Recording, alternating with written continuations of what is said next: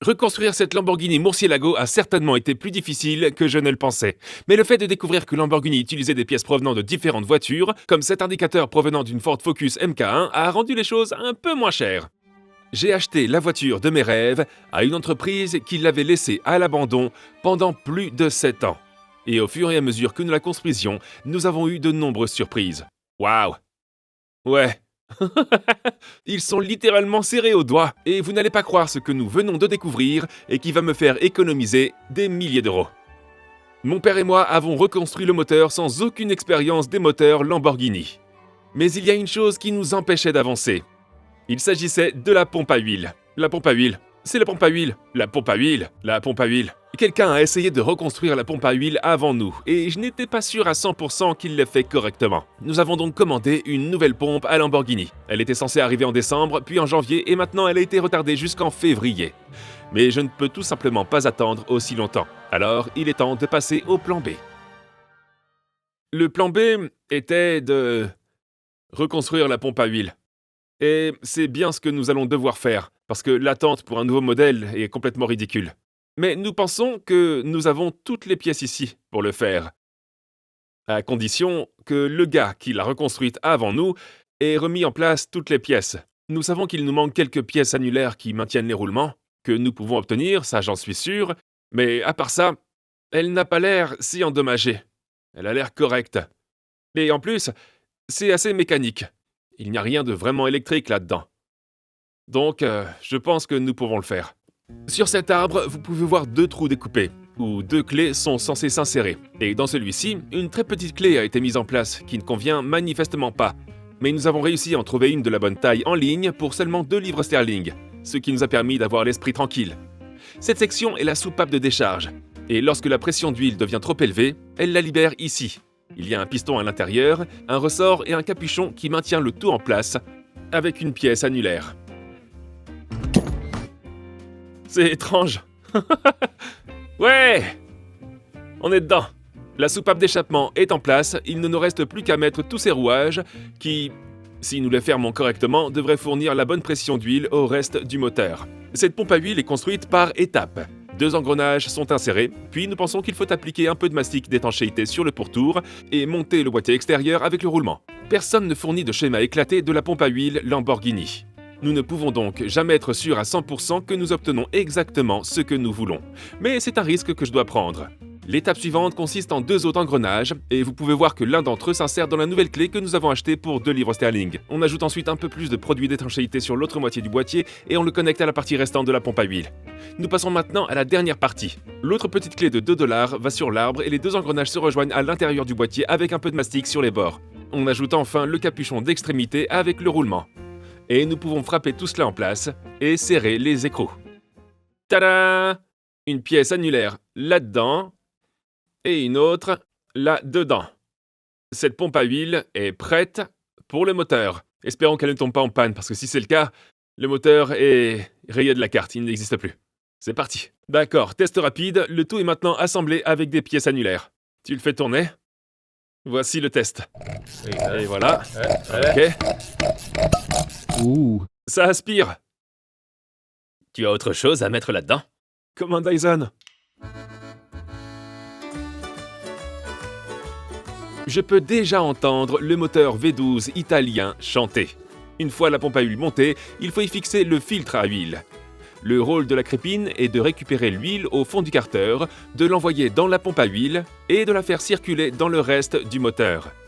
Toutes ces pièces sont vitales. Il est temps de poser notre joint maison sur le fond du carter de Villebrequin, puis sur le carter au fond du moteur pour sceller le tout.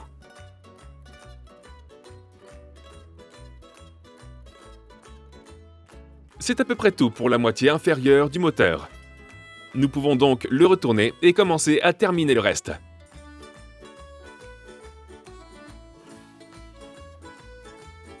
La pompe à huile est maintenant enfin en place après une attente interminable. Il ne nous reste qu'à mettre ce pignon en haut, la chaîne en bas et enfin les têtes avec la chaîne. Mais tout se passe bien pour l'instant, tout se passe bien. La pompe à huile est entraînée par une chaîne. Un pignon se trouve donc à l'extrémité de la pompe et une chaîne distincte relie ce pignon à un autre pignon situé sur la manivelle. Pendant que nous faisions cela, nous avons eu une coupure du courant dans l'atelier, et nous avons dû faire le reste dans l'obscurité. Les chaînes sont maintenant attachées à la manivelle et à la pompe à huile en bas. La dernière chose à faire est ce guide de chaîne en plastique qui empêche la chaîne de battre lorsque la voiture est en marche. Et c'est à peu près tout. Voilà, nous sommes à peu près prêts pour les 2 têtes de cylindre et le couvercle qui va sur le dessus. Mais avant de faire cela, il y a quelque chose que je meurs d'envie de découvrir. Voici le tableau de bord. Nous avons eu tellement de problèmes auparavant pour essayer de le faire fonctionner. Et maintenant, il pourrait fonctionner. Croisons les doigts. Lorsque j'ai acheté la voiture, on m'a dit que le tableau de bord ne fonctionnait pas parce que quelqu'un avait fait démarrer la Lamborghini avec les connexions de la batterie dans le mauvais sens, ce qui avait provoqué un court-circuit. Lorsque nous avons enquêté sur ce sujet dans une vidéo précédente, nous avons découvert qu'il y avait quelques résistances grillées à l'arrière de la carte de circuit imprimée. Nous les avons remplacées, mais l'appareil ne fonctionnait toujours pas. Non! L'appareil a été vérifié par une société qui fabrique des circuits imprimés pour les avions. Ils ont changé quelques éléments sur la carte et nous espérons que cette fois-ci, ça va marcher. Le tableau de bord est maintenant installé, il ne me reste plus qu'à brancher les câbles sur les bornes de la batterie qui se trouvent devant la roue arrière et nous pourrons enfin faire un test. Nous y voilà. Ça représente une économie potentielle d'au moins 2000 livres sterling. Si ça fonctionne. D'accord. Ah, ok. Allume-la. C'est allumé. Des lumières sur la voiture? Ouais, nous avons des signes d'alimentation. Nous avons des signes. Ok. T'es nerveux? T'arrives pas à mettre la clé, tu trembles. Je veux juste que ça marche. Mais je pense pas qu'on y arrive.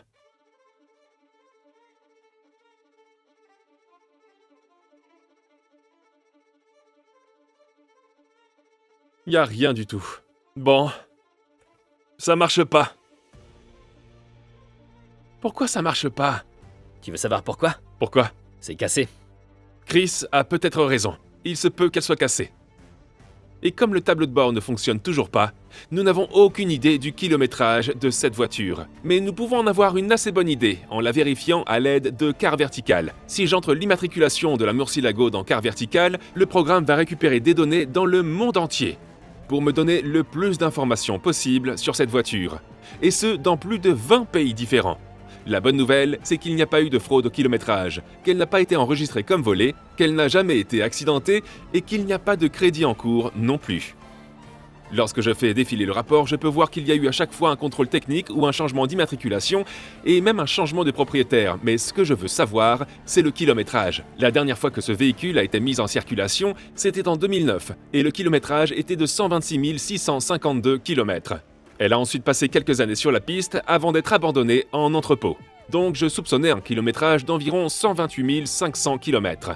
De plus, si vous vérifiez une voiture et que vous découvrez qu'elle a eu un accident, comme cette Porsche, vous verrez apparaître un feu orange. Et si la voiture a été vendue aux enchères lors d'une vente aux enchères de voitures accidentées, vous verrez même les photos de la vente aux enchères. Vous pouvez voir les photos de cette Porsche. Ouais.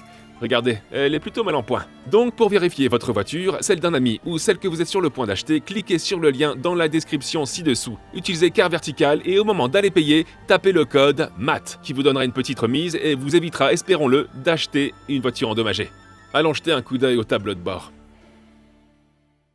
Eh bien, cela n'a pas fonctionné du tout, mais je pense que j'ai quelque chose qui pourrait détendre l'atmosphère. C'est vraiment rien du tout, mais vous savez, tout compte. Après avoir refait tout l'intérieur, il y avait une chose qui était cassée. Et c'était ce cendrier. Il est cassé sur le dessus, tous les clips sont cassés, ces éléments sont un peu abîmés. En conclusion, ce n'est pas terrible. Alors Lamborghini vend le cendrier en 2 parties distinctes, le cendrier et ensuite le couvercle. Le cendrier, que vous voyez au numéro 18, vous coûterait en fait 301,75 livres sterling chez Lamborghini. Et ça, ce n'est que cette petite partie. Mais attendez, restez avec moi, ça s'arrête pas ici. Si vous voulez aussi le couvercle du cendrier, restez avec moi. Le numéro 17, le couvercle du cendrier, coûte 211 livres sterling. C'est incroyablement cher. Et en plus, si vous voulez le couvercle en fibre de carbone, juste le couvercle en fibre de carbone, il vous coûtera en tout 2658,64 livres sterling. Donc en ce moment, j'ai dans ma main un cendrier cassé d'une valeur d'environ 500 livres de pièces détachées. Mais si nous regardons sous le cendrier, nous pouvons non seulement voir un logo Audi en haut, mais aussi un numéro de pièce Audi. Et ce numéro de pièce correspond à un cendrier d'une Audi A6 de 2008 du côté arrière, passager. J'en ai donc acheté un pour 30 livres sur eBay. Et le voici. Un cendrier passager arrière d'une Audi A6 en état de marche, qui est exactement le même. Enfin, il est identique à celui de Lamborghini. Mais qu'est-ce que je vais faire pour la partie supérieure ? Eh bien, je vais faire comme Lamborghini et le coller sur le dessus du cendrier Audi. C'est littéralement ce qu'ils ont fait. Ainsi, lorsque je retire le couvercle du cendrier de la Lamborghini de cette pièce, je pense que je devrais voir le cendrier de l'Audi A6. Et qu'est-ce que je disais ? C'est exactement le même. Vous savez quoi ? Franchement, je ne suis même plus choqué par ce genre de choses. C'est exactement le même. C'est exactement la même chose. C'est la même couleur. Non mais, franchement, qui a fait ça ? J'imagine que je vais bientôt recevoir une lettre de Lamborghini, ça j'en suis sûr. Je peux donc maintenant installer le cendrier de l'Audi A6 dans la Lamborghini. Puis appliquer un peu de colle sur le couvercle du cendrier et le coller sur le cendrier de l'Audi A6, tout comme Lamborghini le fait. Et voilà, un cendrier qui fonctionne. Et maintenant, je reviens à l'âme de la Murciélago. Le moteur V12. Nous pouvons enfin remettre le couvercle de la chaîne. Maintenant que la pompe à huile est en place, nous appliquons un peu de Loctite autour du boîtier et nous pouvons le faire glisser sur les chaînes. Nous allons le frapper en place et serrer tous les écrous et les boulons pour qu'ils s'alignent sur le reste du moteur. Les deux joints de culasse peuvent maintenant reposer sur ce carter et sur les têtes à cylindre. Nous n'aurions pas pu poser les culasses avant de faire le carter parce que le joint de culasse repose sur les culasses et le carter. Mais avec les deux joints de culasse en place, nous pouvons soulever la culasse du côté gauche pour la poser sur le bloc moteur. D'accord, nous progressons. Une culasse est en place, mais elle n'est pas serrée. Et c'est ainsi que nous l'avons trouvée. Souvenez-vous, les boulons des deux culasses étaient desserrés. Et nous avons compris pourquoi. Nous pensons que le gars, le héros qui a construit ce moteur auparavant, n'a pas pu serrer les boulons de la culasse, parce que vous pouvez voir qu'ils sont juste en dessous. Il n'est pas possible d'utiliser une douille ordinaire sur le dessus, parce que les soupapes gênent. Nous avons également essayé une clé à pas de doigt, mais les soupapes se heurtaient aux côtés. Il n'avait donc probablement pas le bon outil pour le faire. Et le bon outil ressemble à ceci.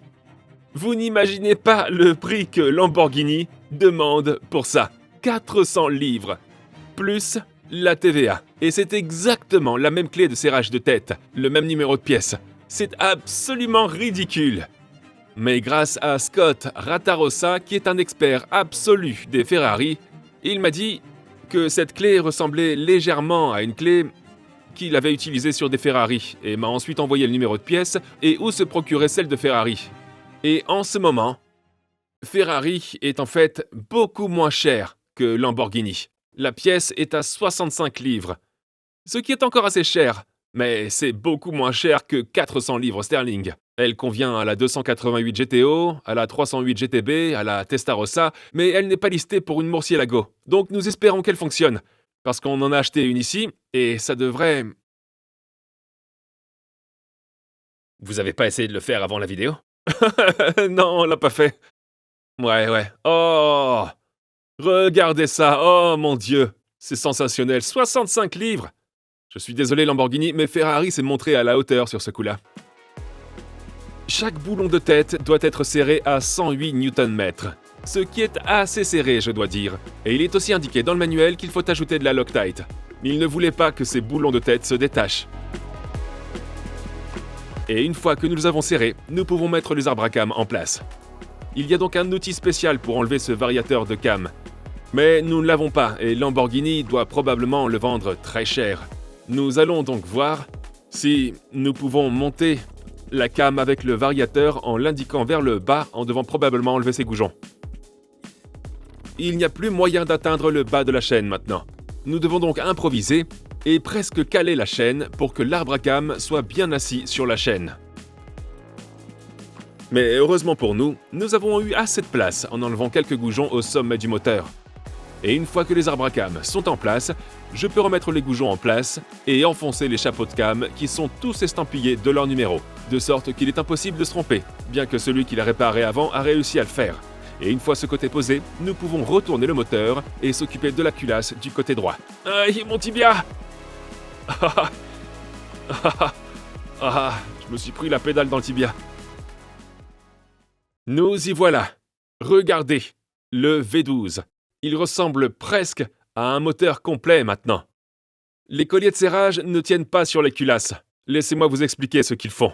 Donc, pour synchroniser ce moteur, il faut trouver le point mort supérieur, c'est-à-dire le moment où le piston se trouve au sommet du cylindre 1, c'est-à-dire ce cylindre-ci.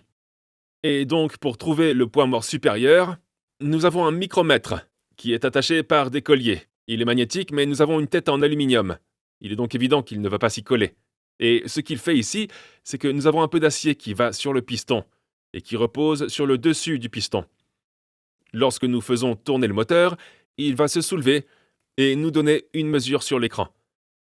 Alors, il y aura un peu de flottement au point mort supérieur, c'est-à-dire que lorsque nous tournerons le moteur, il y aura un point sur lequel le piston numéro 1 restera à peu près plat. Il faut qu'il soit le plus plat possible. Et nous allons faire cela en utilisant cette chose ici. Au début, cela semblait compliqué. Mais quand on l'explique, en fait, ce n'est pas si mal. Le point mort supérieur est le moment où le piston se trouve en haut du cylindre, ici. Il y a un point où le vilebrequin tourne, mais où le piston reste au point mort supérieur. Vous pouvez le voir ici. Nous devons donc trouver le point supérieur exact. Pour ce faire, nous utilisons cette jauge d'angle. Et nous commençons par faire tourner le moteur dans le sens des aiguilles d'une montre. Dès que le micromètre indique la valeur la plus élevée, qui est dans ce cas de 0,1190, nous faisons le tour de la jauge d'angle et nous y apposons une marque. Ensuite, nous tournerons le moteur dans le sens inverse des aiguilles d'une montre et dès que nous obtiendrons la même valeur de 0,1190, nous placerons une autre marque sur la jauge d'angle. Et la distance entre ces deux marques correspondra donc au point mort supérieur. J'espère que cela a du sens. Et ce n'est que la première étape. Nous avons maintenant le point mort supérieur exact du cylindre numéro 1. Nous devons maintenant ajuster ces cams des deux côtés, sur la tête gauche et sur la tête droite, pour nous assurer que ces encoches correspondent parfaitement à ces capuchons de cam. Et la façon de le faire est de desserrer cette section, ici, qui est un variateur de cam, et nous pouvons ensuite faire tourner la cam et mettre cette encoche exactement en place et dans l'axe de l'arbre à cam, comme ceci. Vous pouvez voir ici que le timing n'est pas exact, et cela peut faire une énorme différence dans un moteur V12. Nous ne voulons toucher aucune chaîne du moteur parce que nous savons que nous sommes au point mort supérieur. Nous desserrons juste les variateurs de cam, et ensuite nous pouvons faire tourner la cam et mettre l'encoche exactement à sa place et dans l'axe de l'arbre à cam. Nous pouvons ensuite ajouter de la Loctite sur les boulons des variateurs de cam et les resserrer. Mon père s'occupait du côté droit, et moi du côté gauche.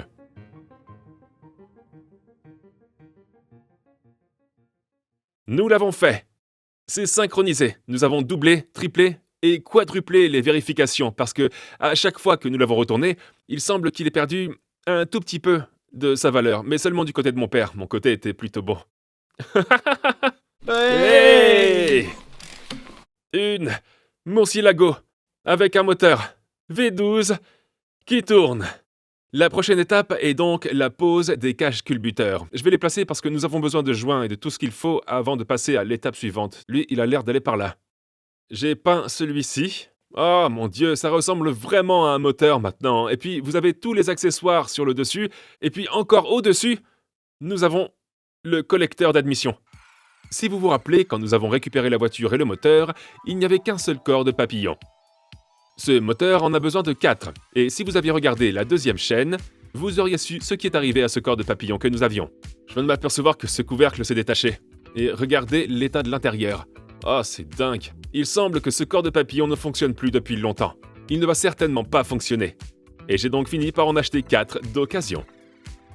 9, l'un de ces corps de papillon vous coûtera 1655,56 livres sterling. J'ai regardé sur eBay et j'en ai trouvé d'autres d'occasion qui coûtaient un peu moins de 1000 livres sterling. Ça m'a permis d'économiser un peu, mais pas tant que ça. Mais Je vais rendre ceci parce que celui qui est cassé, celui-là, quand le couvercle est tombé, j'ai trouvé ce numéro de série à l'intérieur. J'ai fait une recherche sur Google et j'ai trouvé qu'il s'agissait d'un corps de papillon à essence d'une Volvo V70. Si vous regardez ça, vous pouvez même voir l'autocollant qui est dessus. Et là, Lamborghini a juste collé son autocollant au-dessus de l'endroit où il aurait dû se trouver. 160 livres sterling. On est vraiment loin des 1000 ou des 1600 livres sterling demandés par Lamborghini. Donc, si ce corps de papillon Volvo fonctionne réellement, nous économiserons des milliers de livres. Et nous ne pouvons que croiser les doigts. Mais la bonne nouvelle, c'est que nous sommes à 2 doigts de démarrer le moteur V12. Et si vous voulez être la première personne à le faire, nous choisirons l'un d'entre vous qui se procurera des sweats ou des t-shirts Save the Manuals, avec le lien dans la description ci-dessous, pour venir faire le premier tour de clé. Donc, si vous êtes ce gars-là, achetez un t-shirt ou un sweatshirt avec le lien dans la description ci-dessous. Merci beaucoup d'avoir regardé cette vidéo. Si vous l'avez appréciée, abonnez-vous et donnez-moi un like. Et je vous verrai dans la prochaine vidéo. Peace out. Donc, si le moteur explose, c'est à cause de la coupure d'électricité. Il faut juste qu'on resserre ça.